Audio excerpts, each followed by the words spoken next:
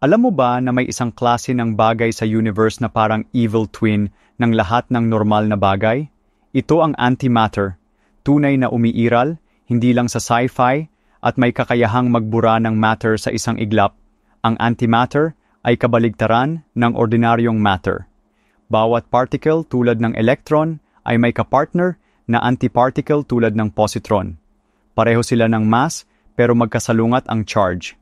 Kapag nagtagpo ang matter at antimatter, sila'y sabay na nawawala at nagiging purong enerhiya. Ginagamit na ito ngayon sa mga PET scan sa medisina. Pero may malaking tanong. Kung parehong dami ng matter at antimatter ang nabuo sa Big Bang, bakit matter lang ang meron sa universe ngayon? Isa itong misteryong sinusubukang lutasin ng mga siyentipiko. At kung sakaling magamit sa hinaharap, posibleng magsilbing superfuel ang antimatter, libo-libong beses na mas malakas kaysa nuclear energy.